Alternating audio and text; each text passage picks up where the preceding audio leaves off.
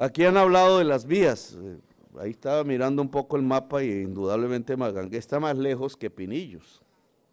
Según el mapa, no sé si me equivoco, ustedes me dirán. Siendo esto parte de Magangué. Pasa como en Bolívar, que Cartagena está, en la capital no llega aquí, ¿cierto? Por la mala organización administrativa del país, pero no nos... Aquí han hablado del departamento del Río que tiene que ver con este problema, pero antes que nada, indudablemente las vías son fundamentales. Sí, el transporte acuático es más caro. Nosotros en Pinillos hicimos, que allá lo primero que nos dijeron fue la vía a Monpós, fue lo primero que nos dijeron, en Pinillos. Y nos comprometimos, y creo que está avanzando. La comunidad de Pinillos tiene que decirnos, porque uno cree allá en Bogotá que está avanzando y cuando viene aquí no hay nada. Entonces, si la comunidad no avisa, la comunidad tiene que estar organizada. Las cosas administrativas para la carretera Pinillos-Monpós, pues se hicieron.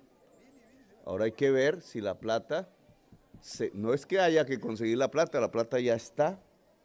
Lo que hay que ver es que se meta realmente en la carretera y se haga la carretera.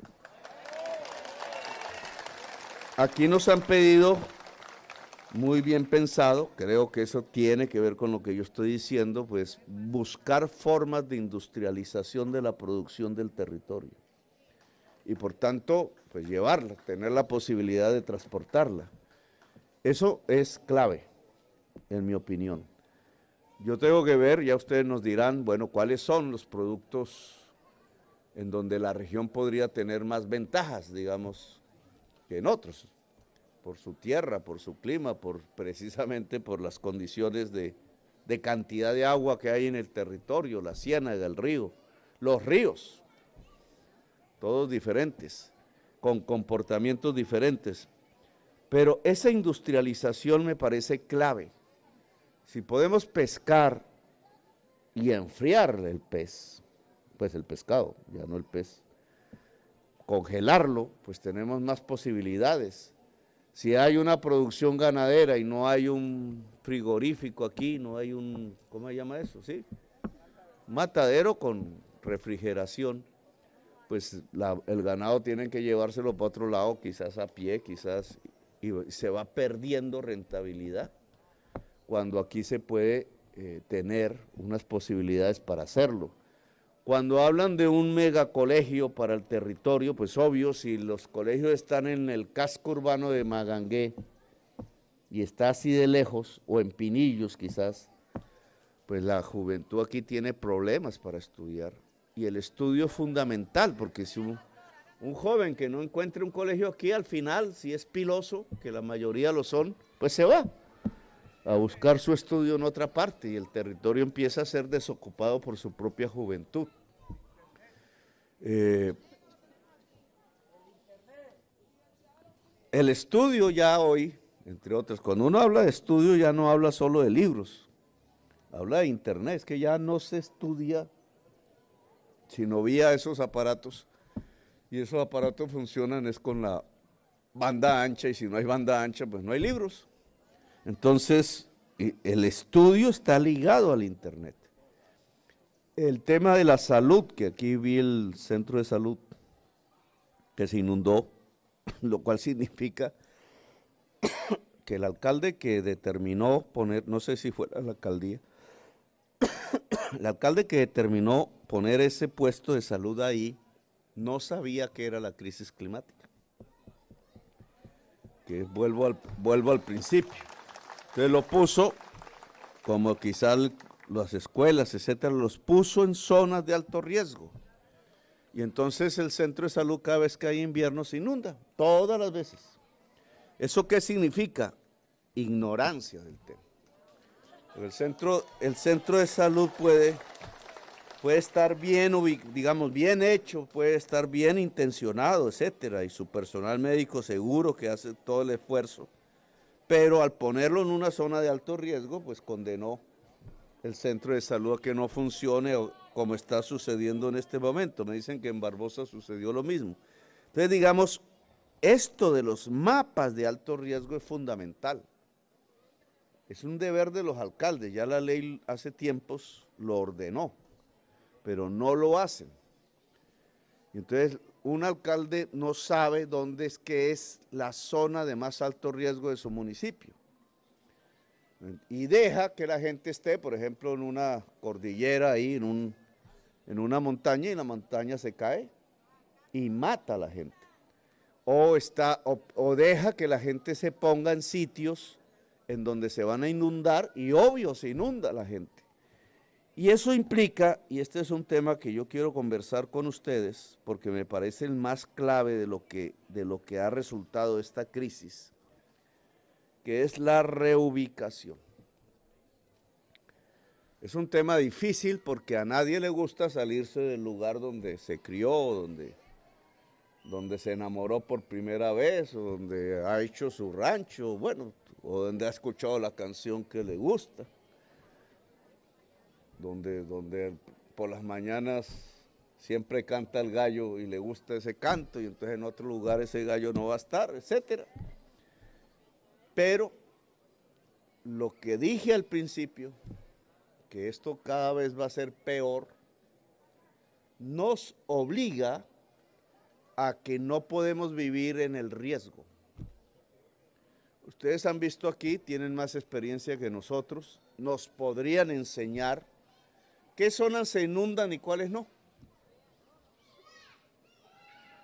Yo he visto, cuando he venido en el helicóptero, es como un mar así,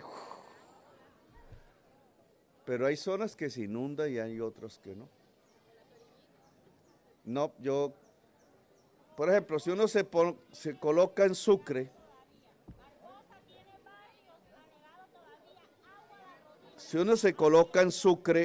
la Mojana se inunda, todos sabemos, todo el tiempo. Hay pedazos de la Mojana que se inunda y pedazos que no. Pero si uno se va hacia el norte de la Mojana, ya no se inunda. Hacia el norte de la Mojana no hay inundación, ni hubo inundación en este momento. Eso está lleno de haciendas ganaderas.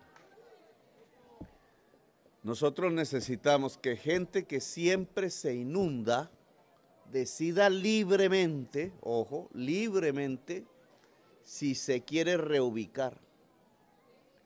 Porque el gobierno estaría dispuesto a, donde no está el riesgo de inundación, a comprar, estoy hablando de campesinos, a comprar haciendas para que esos campesinos que siempre se inundan en la Mojana puedan tener siempre tierra seca y fértil, un poco más al norte, si quieren. Las capacidades del Estado para comprar haciendas, porque aquí hablamos ya de bastante terreno, las tenemos, los dineros los tenemos, las normas jurídicas para hacerlo, las tenemos. Lo mismo podríamos hacer en ciudades.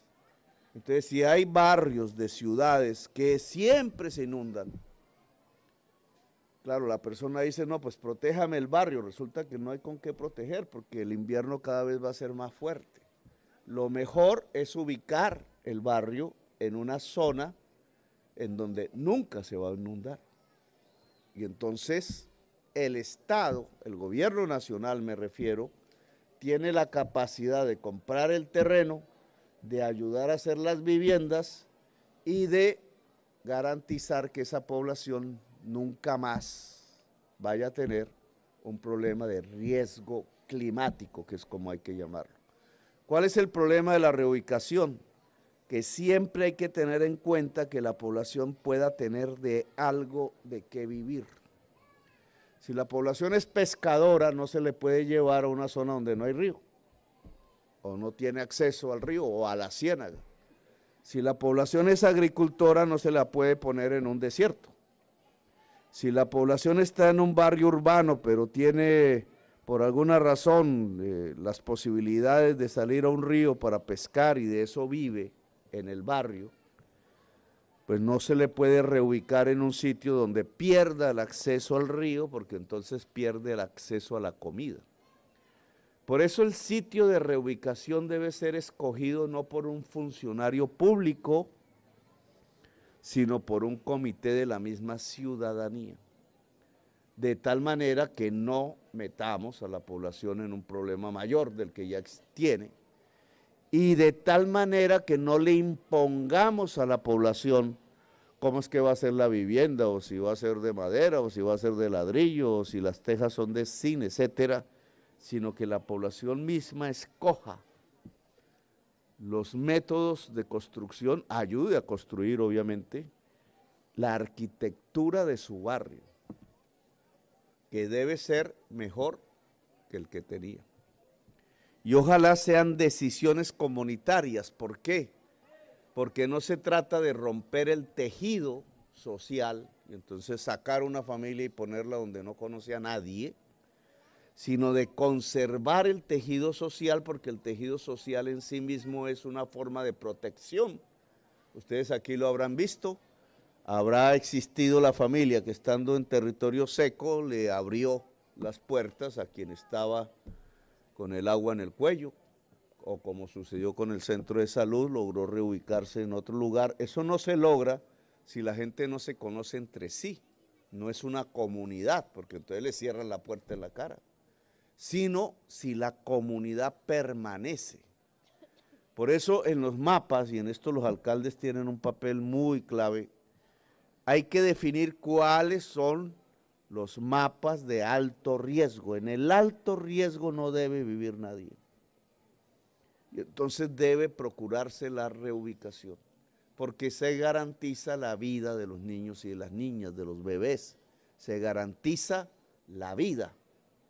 Si nosotros nos quedamos viviendo en el alto riesgo por terquedad, a veces por miedo, tarde que temprano, esos desastres cobrarán vidas humanas. Entonces este tema de la reubicación tiene que ser central en la Unidad Nacional de Gestión de Riesgo. Ya veo que hay compras de haciendas, ya hay comunidades que se quieren reubicar, etcétera. Obviamente hay zonas muy difíciles como esta, porque esta, por estar quizás deprimida desde el punto de vista de su altura, entonces se inundas todo, ¿cierto? Y entonces de aquí a encontrar tierras secas, pues prácticamente hay que ir a otro departamento, a otra región completamente diferente. O a la en donde tenemos un problema de violencia, pero digamos hay territorios y hay ciudades que sí se puede.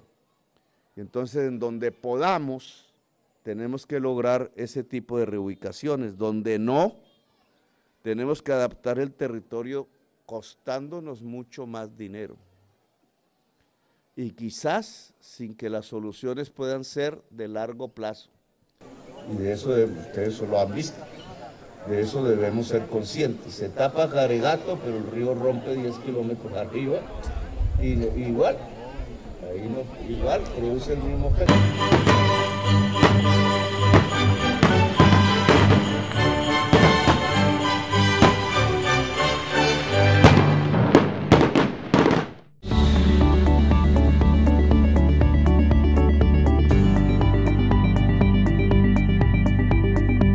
Búscanos en YouTube. Selecciona tu video favorito. Suscríbete a nuestro canal. Activa la campanita de notificaciones. Puedes donar fácilmente para que continuemos con nuestro trabajo. Somos el tercer canal, la voz de los que no tienen voz.